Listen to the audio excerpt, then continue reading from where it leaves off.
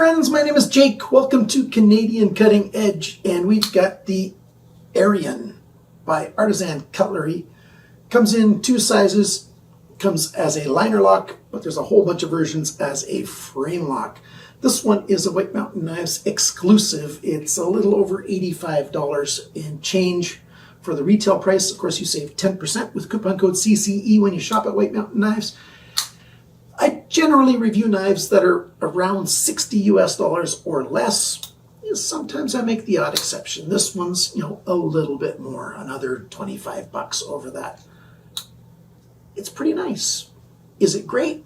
Nah, but it's pretty good. We've got a fairly thin knife. They call this a drop point blade. It looks a little more like a spear point kind of style blade to me, but be that as it may. Micarta and AR RPM 9 stainless steel for the blade. We've got a hole for the deployment or a slot in the blade, and I'd like to tell you more about it. So if you'd like to stick around for this review, hey, you're totally welcome, and I would appreciate it very much if you would leave a comment down below of any kind. Maybe share this video with somebody who might be interested as well. So buckle up, let's get this thing started. One of the first things that I like to do when I get started is let's go with a size comparison. This is the Ontario Rat 1, and it's close to the same size, very much the same size in a lot of ways, maybe a tiny bit shorter. It's bigger in the blade and a little bit less length in the handle. Like I said in the intro, I think this is a spear point blade. At least to me, it's got that spear point kind of shape. We've got some gentle but large jimping on the spine of the blade right there for a little extra grip. It's almost long enough. I tend to like jimping to come out further than most companies make it, but it's pretty good that way. It's a high saber grind or a high flat grind, not all the way to the spine, of course, and it's a straight transition between the bevel and the flat of the blade. Got a long hole in there, like a slot with rounded ends. And we've got a sharpener's choil that's not quite big enough. On this side, it looks pretty clean. On this side, you can see when they sharpened it at the factory, they grind it up into the plunge there just to sharpen the knife. And when you go to sharpen this knife at home on your own, you're going to do the same thing. You're going to end up grinding in on that plunge. So that sharpener's choil should have been just a little bit bigger. Functionally, it doesn't make any difference at all. That's just an aesthetic thing because that's going to be a spot that starts to look ugly after a few sharpenings. How well does this thing cut? Slice, pierce, all those things it does a pretty good job of. It's not very thick at the grind. It's not particularly thin either, but it's right at that transition of what's okay and what's too thick. So it's within that okay range. Nice tip for puncturing. You've got a pretty good guard here. It's not likely that your hand's going to slip off and slide over, especially since you've also got micarta on here. A number of the frame lock versions also have micarta on one side and titanium on the other. A lot of them, though, have different kinds of carbon fiber. You can get this thing in a number of different ways. But usually the working side is a frame lock, a titanium frame lock. But here we've got micarta with these inset liners. What else about the blade that I like? I like that their badging is nice and small. Right here, we've got the Artisan Cutlery logo. And then over here, we've got the model number. Of course, they still call it the serial number, although that's not a serial number, it's a model number. And there it says AR RPM 9. You can also get this in S35VN, and you can get this in 20CV as well if you want. And there's the designer logo, Cerberus Knives. Down here it says China.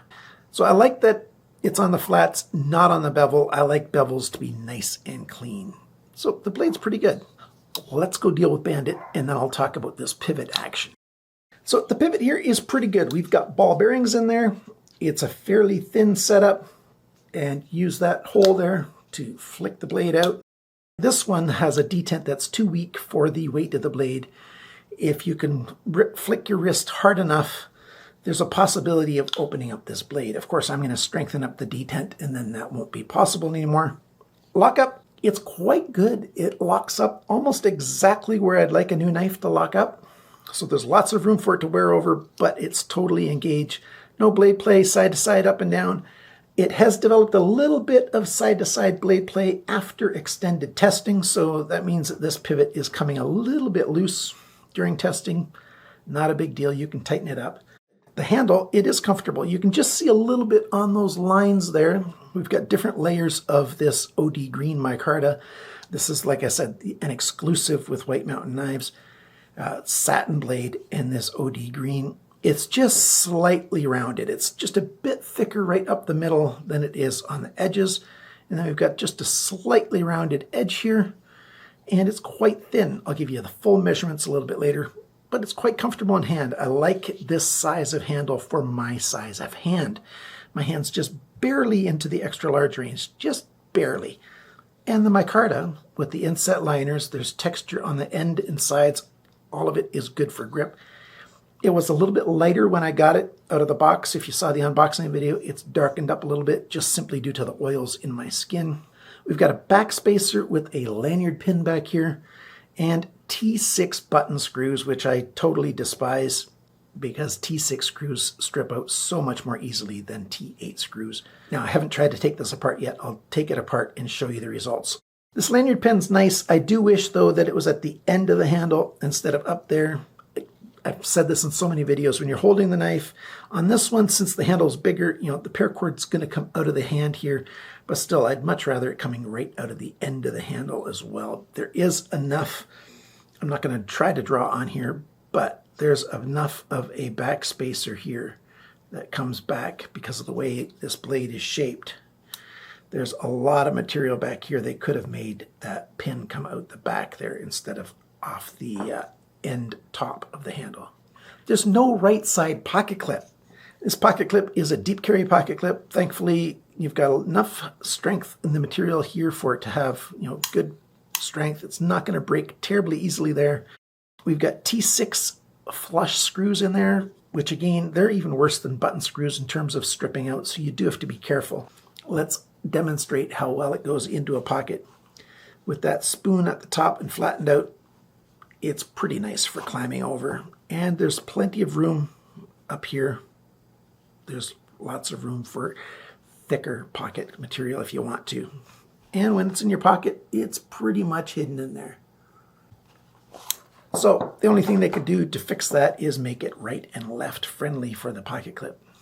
I think with micarta, it would be just fine. Sure, there'd be a little bit of a slot in here. You know, they could either put a little bit of piece of black steel in there or just the micarta. It'll sort of blend in this OD green. But there you go. That is what the knife looks like, how it feels in the hand.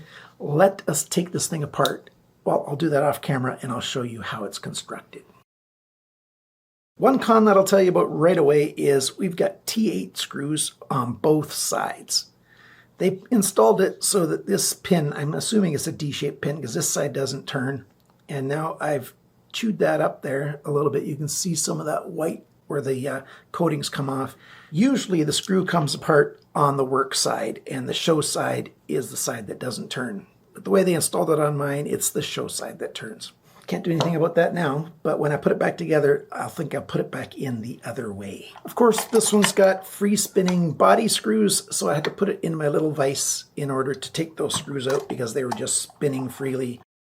So I dislike that as well. Free spinning screws are just asking for you to get into trouble if you're trying to do it manually on a table like this. So get yourself a little clamp to help hold the knife. So yeah, there you go. You can see that we've got ceramic ball bearings, which are quite nice. There's the liners. There's no skeletonizing on this side. There's some pretty good skeletonizing on this side. Other than that, it's just your standard machine. Well, your standard knife. I guess a knife technically is a machine when it's a folding knife. There's your D-shaped pivot pin. Looks like they did heat it up a little bit when they made the matching point here for your liner lock, but that's not going to hurt your edge at all. It's got a bit of a burr on that, so I'm going to clean that up a little bit before I reassemble it. It's a little dirty in there. They've used some kind of oil. Maybe it's a light grease, maybe not even just an oil. But that's how it looks from the factory. Pretty simple. There doesn't seem to be any Loctite on the little screws. It doesn't look like there's any Loctite on this bigger body screw either. So I'm going to clean all this up. I'm going to use my Gunny Glide from the makers of Gunny Juice and lubricate it all up, and I'll let you know how it works. Just a couple other things. I took the back spacer off, and yes, they've got these pins with the steps on it. So you could use this without the back spacer if you want to. You could leave the pin intact for your lanyard if you wanted to, not a problem. And notice this, they've got holes on this liner for the show side. So if you want to put the pocket clip on that side, all you need to do is match the little cutout right there that this is going to fit into. So you're going to have to do a little bit of a cutting out of a spot right there. And you could then make this thing left-hand friendly. Now let's put it back together. I adjusted the detent. I've got a whole series of videos on how to adjust fixed detent issues. So it holds it better now. I didn't demonstrate it before, but you can just even hear it. It gets sucked in well now. It still flips out easily. No problem at all with either hand. It just works, so that's good. And now when you shake it as hard as you want, the blade's not coming out. So yeah, quite nice. Blade alignment, I didn't show you that before. It's not right down the middle. It's a little off to the side with the pocket clip. It doesn't rub anywhere, but you should know that. And the balance point, I didn't show you that before either. It's right there. I wouldn't mind if it was just a little bit closer to the pivot pin. If they would have skeletonized this side a little bit, could have happened. Plus it'd be a little bit lighter. And just wanted to make sure that you heard all of those things. Now let's take the time to go over all the sizes, dimensions, all the specs. This AR RPM 9 steel that Artisan Cutlery and CGRB are using is a good steel. I like it as a good budget steel. So the weight on this thing, 115 grams, 4 ounces even. They could have brought it under 4, I think.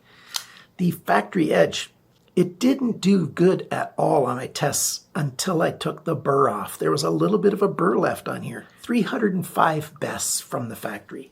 All I did was strop it on my coarses strop a little bit for about 30 seconds, and then it started giving satisfactory marks for sharpening. So there we go.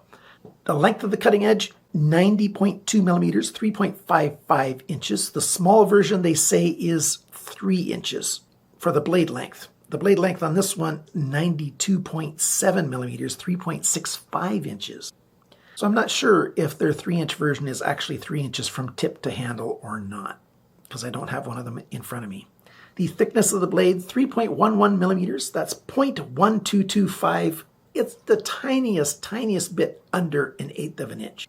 Blade depth, its widest, just about a centimeter up, a little over 1/4 of an inch up from the heel is where it's widest. 33.2 millimeters, 1.31 inches. How thin is it behind the grind? Measured in 3 places here. I got 0.49 millimeters for the average. That's 19 thousandths of an inch. So it just barely fits within acceptable range for how thin it is. Any thicker, and I not like it too much, it's going to get thicker every time I sharpen it too. That's why I like hollow grinds so much, but that's another subject. The grind angles. Grind angles are a mess. This side's got an average of about 22 degrees. This side's got an average of about 14 degrees. This one, for most of it, about 2/3 of the edge here, it's about 13.1 degrees, and it gets a little bit higher, 15.5, 15.6 degrees up here. This one, for most of it from the tip back, so you can tell that the person from right to left was steady for about 2/3 of the knife. This side, 18.9 degrees here, and then it goes around 25 degrees here, and it ends around 27.7 degrees. That's just for the last tiny little bit. So whoever's sharpening this, just like at most companies, they do not do a very good sharpening job on their knives. Back to the specs on the handle. The handle length, 120.3 millimeters, 4.74 inches. The grip area between my thumbs, it's right around 10 3/4 centimeters, about 4 1/4 inches. So it's a big handle. The thickness of the handle, it's not thick at all. 10.7 millimeters, 0.421 of an inch. The depth of the handle, it's widest right back here, 27.1 millimeters, 1.07 inches. When the knife is closed, the widest point is right here.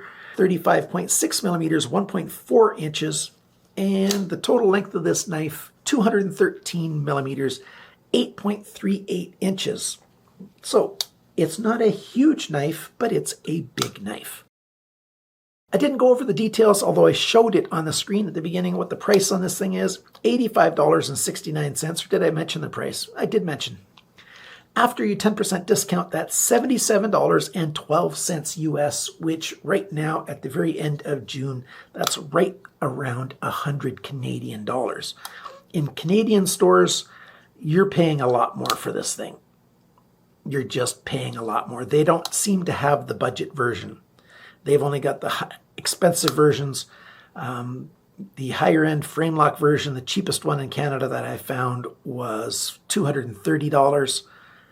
That's at Blades Canada. IntegrityKnives.com has a $300 version of this knife. At Integrity Knives, you can save 10%, just like you can at White Mountain Knives with coupon code CCE.